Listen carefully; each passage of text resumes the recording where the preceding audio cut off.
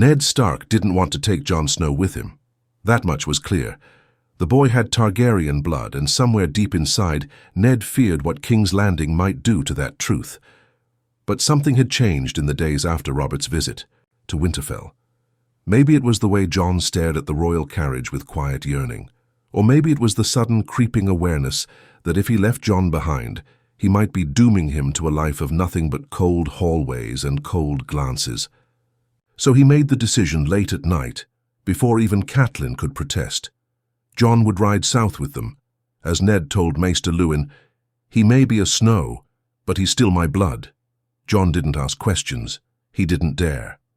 He just nodded, stunned, and tried not to show the way his heart thundered. He packed quickly, eyes burning with disbelief. Ghost followed him like a shadow, silent and pale. Robb didn't say much, but there was something in his farewell, an understanding, maybe even jealousy, that said everything. Jon was leaving, and unlike going to the Wall, this path was shrouded in mystery, not purpose. He wasn't joining the Night's Watch. He wasn't giving up anything. Not yet. The ride. South changed everything. Jon was quiet, observing, but the wheels in his mind turned constantly. This wasn't a punishment anymore, it was an opportunity. To be near the king, near power, near answers. And Ned could see it too. He caught the glances Jon gave the royal court, the way he lingered when Barristan Selmy spoke, how he watched Jaime Lannister's every move with an intensity that bordered on obsession. Jon was studying them, comparing himself, measuring what kind of man he could become. When they arrived at King's Landing, the air felt heavier than the north ever could. Soot and secrets filled every corner. Robert greeted Ned with drunken joy, slapping him on the back and barely noticing Jon. But Cersei noticed. Her eyes flickered toward the boy, then to Ned, and something unreadable passed between them. She didn't ask who Jon was. She didn't need to. Jon was given modest chambers in the Tower of the Hand, a courtesy extended only because of Ned's influence. He wasn't a lord, not a knight, not even a squire, but his presence was tolerated. Ned had made it clear to Robert that Jon was under his protection, and Robert, half drunk and half distracted, simply waved it off. "Another bastard in this damn city," he muttered. "What's one more?" Days turned into weeks, and Jon began to see things the way Ned had always feared. He saw the Lannisters whispering in corners. He saw how Varys never truly blinked. He watched Littlefinger with a quiet loathing he couldn't explain, and worst of all, he saw the cracks forming in Ned. The honesty that made him a great man was killing him slowly in this city of liars. Ned tried to keep Jon out of politics, but it was impossible. The boy was observant, sharp, and not afraid to ask dangerous questions. He once asked Ned why Ser Jorah Mormont was serving Daenerys Targaryen, and why Robert wanted her dead when she was just a girl. Ned had no answer that didn't taste like Jon met Arya often, training in secret with Syrio Forel. They would laugh in whispers and share bread on the castle steps, pretending they were far away. But Jon also started spending time with Lord Renly, who found him fascinating. There were dinners where politics hummed just beneath the surface, and Jon realized quickly how much his presence unsettled people. Not because of who he was, but because no one really knew who he was. That uncertainty made him dangerous. Then came the moment that changed everything. Jon was walking past the royal gardens when he overheard a name he wasn't supposed to hear. Lyanna, spoken by two men. He didn't recognize, though one wore the colors of House Tyrell. They were talking about her like she was some dead relic of a forgotten war. But Jon didn't forget. He couldn't. He carried her blood and didn't even understand what that meant. That night, he confronted Ned. There was no shouting, just quiet desperation in his voice, asking begging to know who he really was. Ned looked more tired than Jon had ever seen him. "Not yet," he said. "Please, not yet." And Jon walked away, fists clenched, heart heavier than Valyrian steel. As Ned unraveled the plot against Robert, Jon found himself being watched more and more. The gold cloaks didn't even try to hide it. Cersei sent a servant to his room once, a girl with green eyes and too many questions. Ghost nearly tore her arm off. After that they stayed away, but only just. When Robert died and the court fractured, everything turned to fire. Jon wasn't a player in the game, but he was on the board, and that was enough. Ned was arrested. The Lannisters moved quickly, but Jon disappeared. He didn't run. He infiltrated. With help from Arya and a whisper from Varys, Jon made his way into the Red Keep's underbelly, living in shadows, listening, waiting. He learned what Varys knew, that the truth about him could collapse the throne, that Rhaegar had married Lyanna, that Jon Snow was no Snow at all, and now the bastard stood at the edge of a kingdom on fire, with a secret that could crown him or kill him. Jon stayed hidden while King's Landing burned with whispers. Ned's arrest hadn't just shifted the court, it had sent shockwaves through every corner of the Red Keep. Lannisters paraded through the halls like lions who had already won. Sansa cried every night in the tower, clutching the remnants of a dream that died with Robert. Arya had vanished, Syrio Forel's blood on the marble floors left unanswered. And Jon was no longer a boy. He was a threat, and he knew it. He moved through the tunnels beneath the keep like a ghost. Varys had shown him the secrets paths, but it was Jon's determination that kept him from being caught. He listened to everything. Conversations between Littlefinger and Cersei, rumors that Renly was raising men, hints that Stannis would not stay silent, and always, whispers of dragons across the sea. He was no longer just eavesdropping.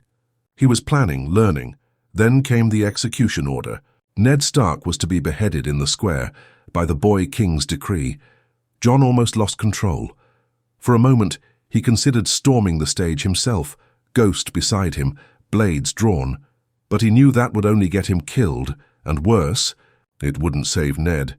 Instead, he went to the only person who might care enough to listen, Varys. The spider met him in the dark of night, expression unreadable. Jon's voice cracked as he said, "He's my father." Varys didn't flinch.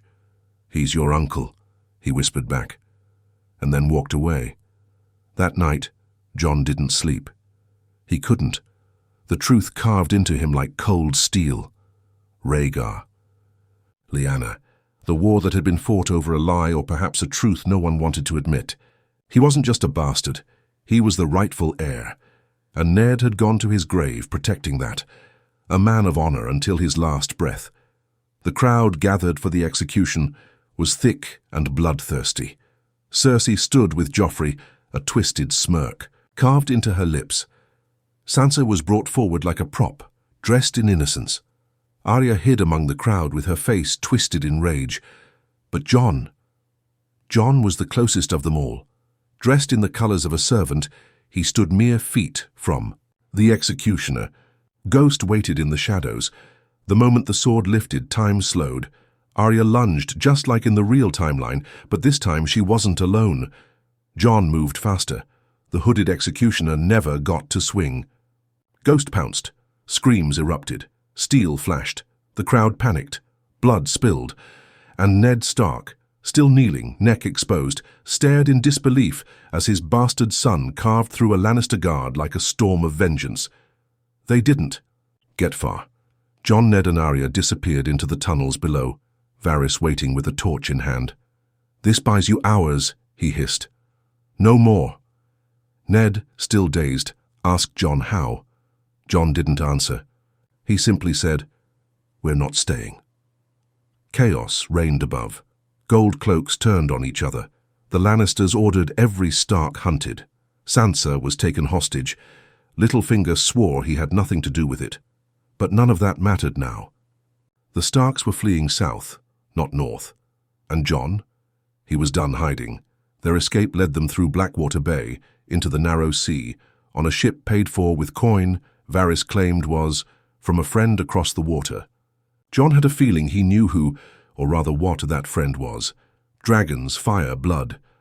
On that ship, Jon sat beside Ned and Arya, staring out at the sea. The old man finally spoke. "You know now, don't you?" Jon nodded, not looking at him. "You are not my son," Ned said, voice heavy, "but I have loved you like one, every day." Jon's eyes stung. "You could have told me." Ned shook his head. And made you what? A prince raised in shadows. You were safer as my shame than Rhaegar's hope. Arya didn't say much. She just watched them both, her hand gripping needle tightly. She understood the world had changed, even if she didn't know how. Meanwhile, back in King's Landing, Cersei was livid, Joffrey humiliated, Tywin summoned from the west with fire in his eyes. They had underestimated the Stark bastard. No longer. A bounty was placed on Jon's head that rivaled any outlaw in history. But it wasn't just the Lannisters who watched now. Word of the escaped Stark lord and his bastard son, whispered to be Targaryen-blooded, reached across the sea. Across to Pentos, to a girl with silver hair and 3 dragon eggs resting in warm coals. Daenerys heard the name, Jon Snow, and her hand trembled. Jon felt it too. Not the dragons, but the weight of something bigger than him. Bigger than the war that was coming. Because now, for the first time, he had purpose, identity. A name that meant something.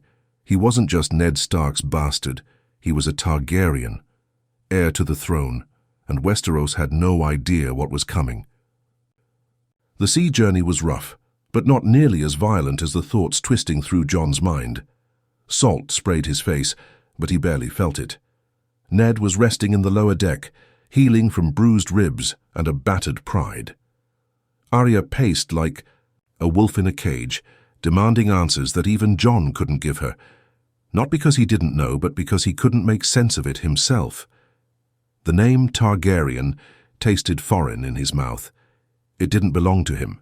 Not yet. But it was his. The ship docked in Lys under false names. Varys had arranged everything. Gold, safe passage, and contacts. But nothing came without strings. The spider didn't deal in charity, he dealt in stability. And a Targaryen in exile, raised Stark, trained in silence, was the kind of chaos Varys feared and needed in equal measure.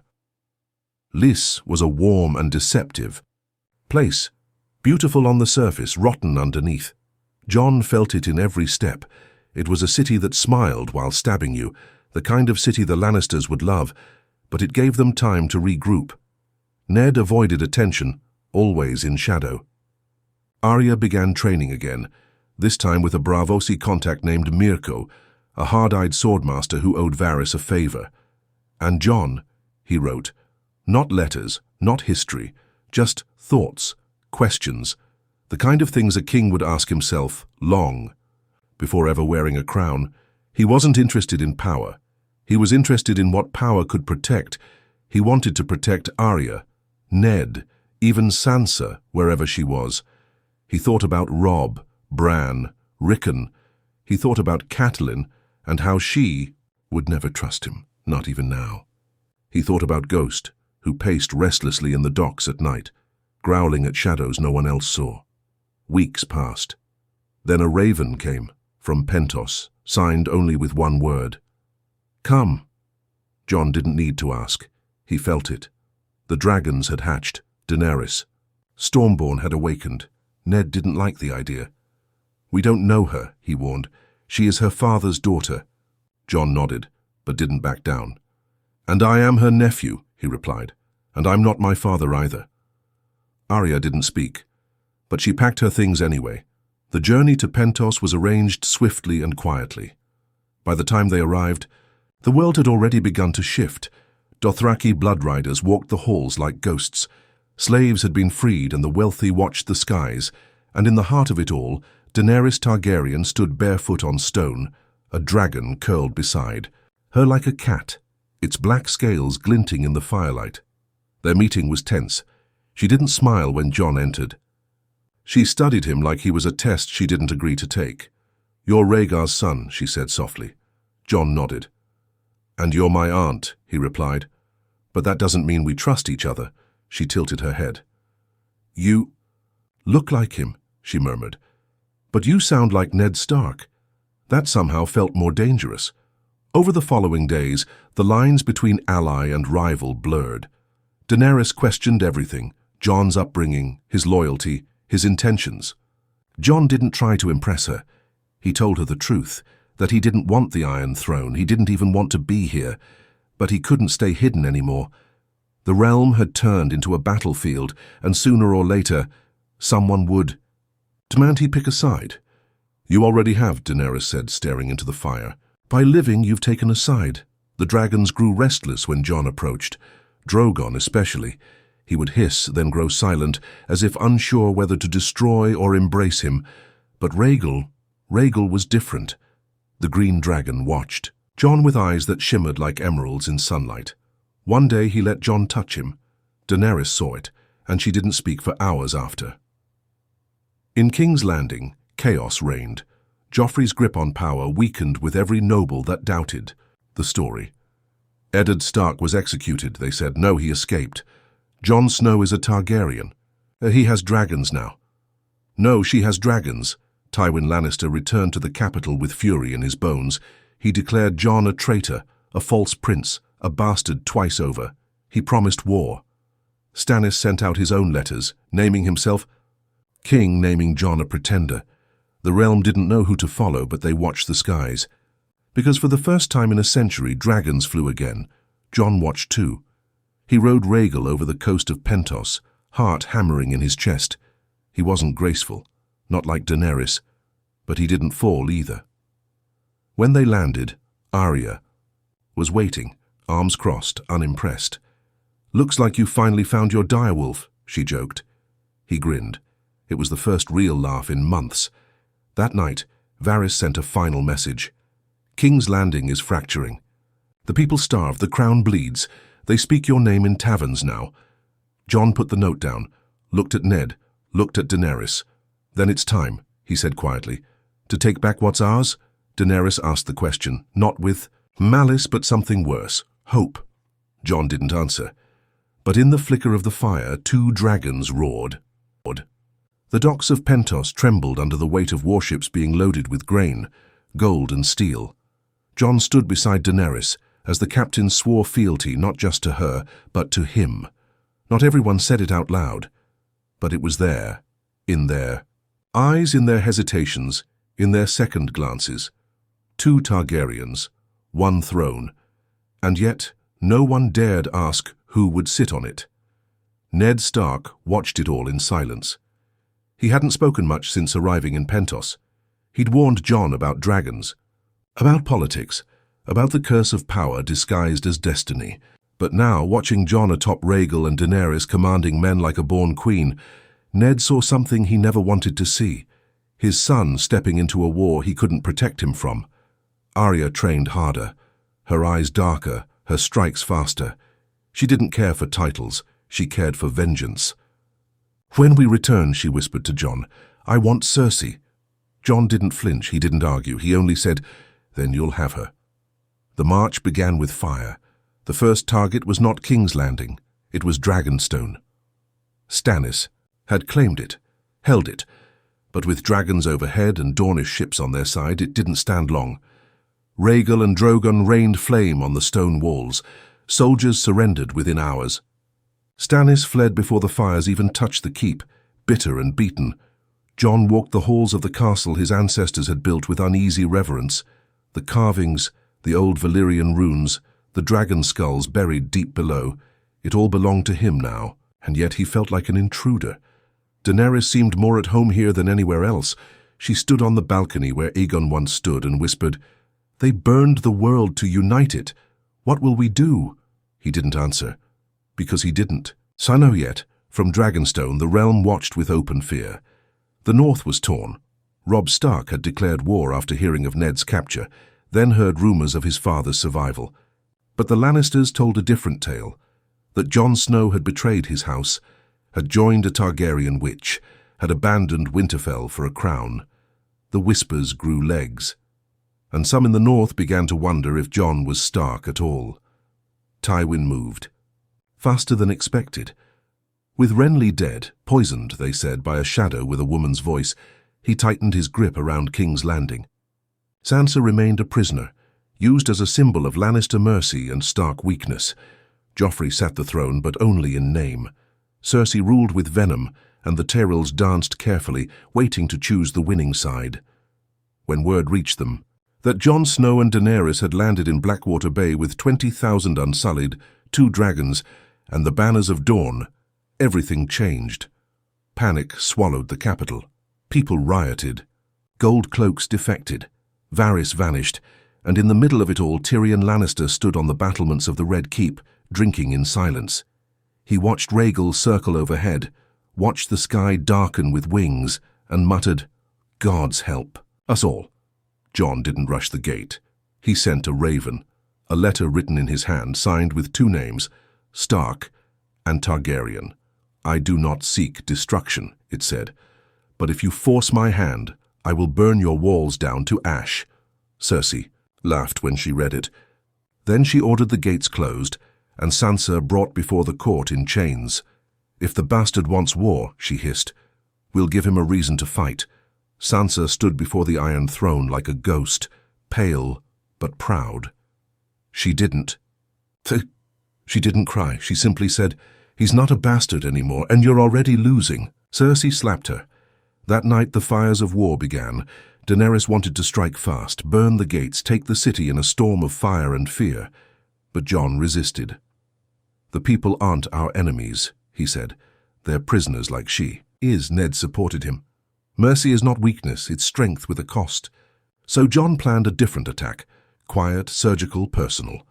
He and Arya slipped into the city under the cover of night, guided by a map Varys left behind. They avoided the main streets, moving through the black cells, the sewers, the shadows. Arya moved like death itself. Jon carried only Longclaw and silence. They reached the Red Keep just before dawn, and that's when everything broke, because they weren't the only ones in the tunnels. The mountain waited in the dark. He struck like a hammer, catching Arya by the arm and slamming her into the stone. Jon reacted without thinking, Longclaw flashing. Steel met brute strength in a clash that echoed beneath the city. Blood spilled. Ghost arrived seconds later, teeth bared, ripping flesh from armor. Arya recovered first. Her blade, needle, slid into the mountain's neck as Jon drove Longclaw. Through his stomach. The beast didn't scream, but he fell. Breathing heavy, blood on their faces, they moved again. Faster now. No more stealth. They reached the tower where Sansa was held. 3 guards dead. 2 more fled. Jon opened the door. She was there, and for a moment the war paused. Sansa ran to him, disbelief and tears crashing like waves. He held her. Arya stood back, breathing like a storm. "You came," Sansa whispered. Jon nodded. "We're not leaving you behind." The alarm sounded. Lannisters swarmed the tower, but by then the skies were already red. Rhaegal dove through the clouds, and Drogon followed, roaring. The first roar shattered every window in the Red Keep. The second set the gates on fire. Cersei stood at the balcony in her crimson dress, unmoved, as Drogon tore through the courtyard with a scream that made even the gold cloaks drop their swords. Fire engulfed the outer wall. Rhaegal swooped lower, his green flames licking the stone, sparing the civilians, but scorching every Lannister banner in sight. The sky had turned black with smoke, and for the first time since the Mad King's death, King's Landing remembered what dragons meant. Inside the tower, Jon, Arya, and Sansa moved fast. The escape wasn't quiet, it wasn't subtle, but it was violent. Arya was a blur. Every Lannister that crossed their path dropped before they knew they'd been attacked. Sansa didn't hesitate. Not this time. She followed Jon without question, her face harder, older than when she was first dragged into this city. The stairwells were chaos. Lannister soldiers fleeing. Tyrell bannermen unsure who to fight. Wildfire rumors spreading like disease. The Red Keep was cracking under its own lies. But the throne room? That still stood untouched, and waiting inside it was Cersei. She sat on the Iron Throne like she'd been born there, crown tilted on her head, wine in her hand. Her smirk hadn't cracked even as the walls trembled. Jaime stood beside her, not armored, not armed, just tired. He didn't look like a knight anymore. He looked like a man watching the world die and not knowing which side deserved it. Jon entered first, sword-drawn blood drying on his armor, smoke staining his cloak. Arya flanked him, dagger ready. Sansa followed last, eyes locked on the woman who'd ruined her childhood. Cersei didn't move. "So this is the bastard Targaryen," she said coolly. "Come to finish your father's mistake?" Jon didn't answer. He looked at Jaime. Move. Jaime didn't, but he didn't draw his sword either. You think you're better than us? Cersei spat.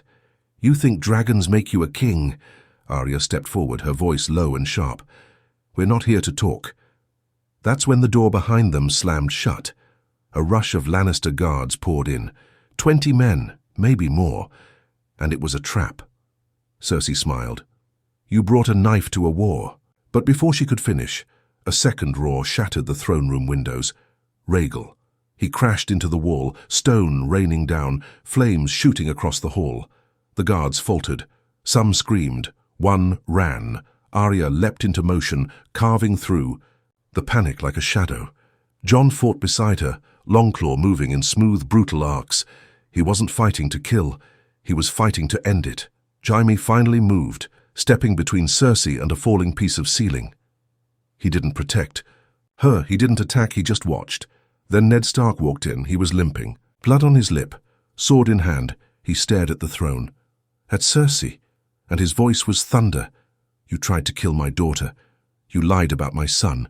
You framed me. And you murdered the realm with every word that left your mouth. Cersei stood, now shaking but defiant. I kept order. I held this city together while you noble fools played honor and lost. So you held it with blood and terror, Ned growled. It worked.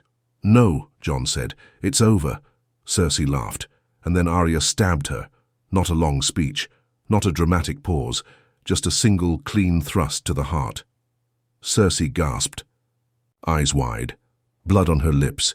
She looked at Arya like she was seeing death itself, and then she fell. Jaime dropped to his knees, not to hold her, but because he finally had nothing left to stand for. Silence fell. Only the dragons roared outside. Sansa walked to the throne. She stared at it. Just stared. Jon didn't. He turned away. We're done here, he said. But he was wrong, because in the dungeons below, the wildfire was already leaking. Tyrion had found it first, barrels stacked from the days of Aerys. Dozens, maybe hundreds. The secret fire. The city's doom. Varys had tried to stop it. He failed. The explosion came like a scream from the gods. The ground shook, walls collapsed, fire reached the skies. Rhaegal shrieked in pain as debris tore through. His wing, Drogon flew higher, flames licking his belly. The red keep split down the middle and everything went black. Jon woke up buried under stone, blood in his mouth, heat pressing down like a mountain. He heard voices, Arya screaming, Sansa coughing, Ned shouting names. He tried to move, couldn't. Then the stone shifted, and Ghost was there, clawing, biting, pulling Jon free. He stumbled into the light, vision blurred, everything red, but he was alive. So was Arya, Sansa, Ned. And Drogon circled above, calling for his queen. Daenerys had entered the city with Unsullied at her back, just moments before the explosion. She had seen the fire erupt, seen Rhaegal crash, seen the Red Keep fall, and now she saw Jon limping through the smoke. They locked eyes, and in that moment the war ended. But something else began. Smoke still curled from the cracks in the stone streets of King's Landing. Fires burned unchecked in the lower districts. The bells hadn't rung for hours, shattered by the blast. Bodies lined the alleys, both soldier and civilian, caught in the wildfire's vengeance. The city was not just conquered, it was broken. Jon stood in the heart of it all, the weight of Longclaw pulling at his back like a punishment. Rhaegal was grounded, his wing torn, green blood staining the courtyard. Maesters rushed to him, unsure if a dragon could even be healed. Drogon paced the ruined skyline, wailing for his brothers. Rhaegal, wounded. Viserion, lost. And now, Daenerys walking through fire as if it were her birthright. She stood on the steps of what remained of the Red Keep, hair singed at the edges, soot streaked across her face. The wind pulled at her tattered cloak. Behind her, the Unsullied formed, ranks, their discipline unshaken. Grey Worm's face was stone, his sword dripped with Lannister blood. Jon approached her slowly, limping from the collapse, blood drying on his brow. "You saw what happened," she said without turning. "This city was always meant to burn." "No," he replied, voice low. It was meant to change. She finally looked at him. It has. You brought fire to a frozen name, Jon Snow. You brought dragons back to Westeros. You think this ends with mercy? I think it starts with it, he said. There was silence between them, the kind that cracked mountains and drowned armies. Around them, people tried to rebuild. Others looted the dead. The noble houses whispered. From the shadows, already calculating, already deciding who to kneel to. Arya arrived with Sansa and Ned not long after. Arya's hands were still bloodied from Cersei's fall. Sansa's eyes were red, not from tears, but smoke. Ned looked like a man who had died and come back only to wish he hadn't. He looked at Jon, then Daenerys, then the ruined throne room behind them. I warned you, he said, voice hoarse. The throne takes more than it gives. Daenerys didn't flinch. That's because you weren't strong enough to take it. Arya stepped forward, her voice colder than Winterfell's snow. Say that again. Jon raised a hand, stopping her. We're not enemies, he said. Daenerys smiled, slow. Turned strange. Aren't we? Sansa saw it too. You're not our queen, she said softly. Then who is? Daenerys asked. You? She laughed bitterly. You think the North will follow a girl who watched her father kneel and lived? Sansa didn't blink. They'll follow someone who doesn't burn cities just to prove a point. The heir went still. Grey Worm's hand tightened on his sword. Drogon growled from the tower above, and Jon stood between them. Enough, he said. We're not going to war again. Then kneel, Daenerys said. All of you. Ned stepped forward. You want to rule Ashes? She didn't answer, but the fire in her eyes said yes. That night, Jon sat alone with Ghost under the broken statue of Baelor the Blessed. He stared at the stars and tried to remember who he was before all of this, before Winterfell, before Castle Black, before Rhaegar and Lyanna. He remembered Ygritte. He remembered Sam. He remembered the wall, the cold, the quiet honor of just doing what was right even when no one saw it. And now the whole world was watching. Daenerys summoned him the next morning. Her new throne was nothing but broken rock, but she sat on it like a queen. She spoke of rebuilding, of purging corruption, of cleansing the realm in fire so something better could grow from the ashes. He listened, and when she finished, he asked only one question. What if they don't want your better world? She didn't blink. Then they'll die with their old one, he knew then. She wasn't his ally anymore. She wasn't even his family. She was the storm that would never stop. Arya came to him that night. I'll do it, she said. You shouldn't have to. He shook his head. It has to be me. Sansa wept quietly. Just come home, please. I don't know where home is anymore, he said. Ned didn't try to stop him. He just gave him one last piece of advice. Do what must be done and carry it. And so Jon Snow walked into the ruins of the Red Keep at dawn, Longclaw at his side, truth in his heart, and betrayal etched into every step. Daenerys turned when she saw him and smiled, because she never saw it coming. Jon's boots echoed through the broken halls of the Red Keep, the air heavy with the scent of ash, blood, and something deeper, regret. He moved past shattered pillars and melted steel toward the chamber that once held the Iron Throne. The throne itself was unrecognizable now, a twisted skeleton of blades blackened by dragonfire, a monument to everything that had gone wrong. Daenerys stood before it, her back to him, cloaked in soot-stained white. Her silver hair, once a symbol of purity and power, was now streaked with grime. Yet she stood tall, regal, defiant, as if the fire hadn't touched her at all. Drogon coiled above, watching, growling low in his throat, sensing the shift in the air. You came, she said, her voice calm, almost tender. Jon didn't answer at first. He looked past her, at the throne, at the ruin, at the war that hadn't even finished burning. We were supposed to break the wheel, he said quietly. She turned then, eyes locking onto his, full of fury and hope and madness all at once. And we will, but wheels don't shatter on their own. You have to crush them, with fire, with blood, with fear. Jon took a slow step forward, each movement deliberate. You killed children. They were loyal to a world that needed to die, she replied. "You burned people alive, Daenerys." "I freed them," she snapped, her eyes glowing with a terrifying certainty. "They just didn't know it yet." Jon's heart thudded. "You think that's freedom?" "I think it's justice." He stared at her, the silence between them, stretching like a sword between ribs. "Is that what you gave to Varys, to Jaime, to the men who surrendered?" She stepped closer, reaching for him. "I gave them what they chose, and now you have a choice too." Drogon stirred above, sensing tension. His wings rustled, but he didn't descend. Jon let her hand graze his chest. For a second, he let her believe. Then he whispered, "You're my queen," and drove the dagger into her heart. She gasped, lips parting, breath stolen. Her eyes widened, not with pain, but disbelief. She clutched his arm, fingers shaking. For a second she tried to speak, but nothing came. Just blood. Jon held her as she sank to the floor, cradling her like a child, whispering her name again, and again as if it could undo what he'd done. She died in his arms, eyes open, unblinking, staring at the throne she never reached. Drogon screamed. It wasn't a roar. It was agony. Jon stood, slowly, heart breaking in his chest, as Drogon landed.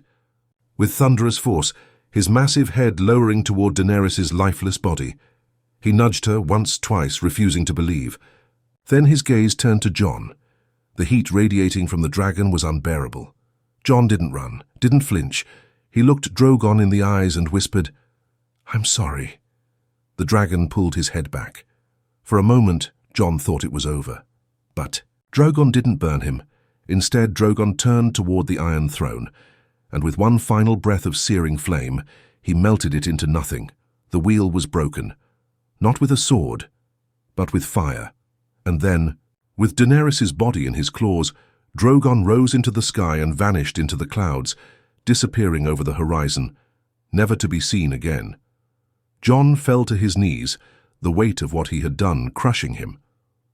The silence of the Red Keep was louder than any war. Outside, the city was waking up, survivors crawling from the rubble, soldiers laying down arms, ravens preparing to fly. It didn't take long before the others found him. Arya stepped over the charred stone, eyes locking. "On Daenerys' blood." She said nothing, just looked at Jon and nodded once. She understood, she always did. Sansa arrived next, her face carved from ice. "What now?" she asked. Jon didn't answer. Ned came last. He looked at his son, no, his nephew, and saw the cost of truth. "You did what I couldn't," Ned said. Jon looked up. "I killed her. You saved them." The next few hours were a blur. The Unsullied found out. Grey Worm raged, demanding justice. Tyrion returned from the dungeons, broken but breathing. The lords and ladies of Westeros were summoned, and the Great Council began, not to crown a king, but to clean the blood from the throne room. Tyrion stood in the center of it all, eyes hollow. "We followed fire and madness long enough. The throne is gone, let's not rebuild it." They debated, argued, shouted. Then Sansa rose. "The North will never kneel again. We will remain free. And the rest of the realm?"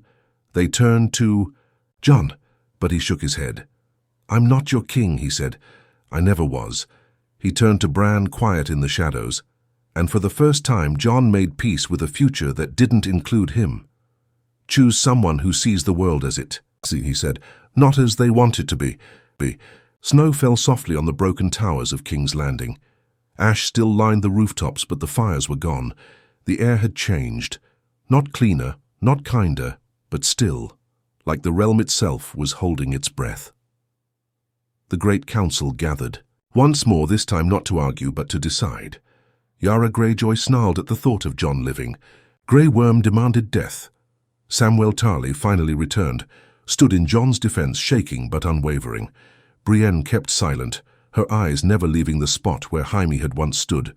And Tyrion, who had seen so many kings fall, made the final case. "The realm needs peace," he said, his voice hoarse. "Not another war. Jon Snow took no joy in what he did. He didn't do it for power. He did it because no one else would." Grey Worm spat on the floor. "He murdered his queen, and she murdered a city," Tyrion replied. There was no cheer, no celebration, just silence. Then Edmure Tully stood, trying to speak, and was promptly told to sit down by Sansa, who, with one look, commanded the attention of every lord in the room. She turned to Bran, the boy in the chair. The boy who was no longer a boy. "The realm needs someone who doesn't want it," she said. "Someone who can't be manipulated, someone who remembers everything, so we never repeat any of this again." And Tyrion echoed her. Bran, the... Broken. The name hung in the air like a prophecy. Bran didn't smile, didn't blink. "Why do you think I came all this way?" he asked, his voice calm. One by one, the lords and ladies agreed. Dorne, the Vale, the Riverlands, all but the North. Sansa stood tall, her words clear. The North will remain free. No one challenged her. They knew better, and so it was done. Bran, the broken, the boy who saw everything, who wanted nothing, was named King of the Six Kingdoms. Sansa Stark became queen in the North, her people cheering louder than they ever had for any southern crown. Arya refused all titles, sailing west in search of what lay beyond the maps. Ned Stark, the man who was once executed for knowing too much, stood alive to witness the world finally learn the truth he had died to protect. And Jon. Jon was exiled. Not executed, not pardoned. Exiled. Grey Worm demanded it. Tyrion agreed. He would go back to the Wall Couar, or what was left of it. A place for broken men, outcasts and ghosts.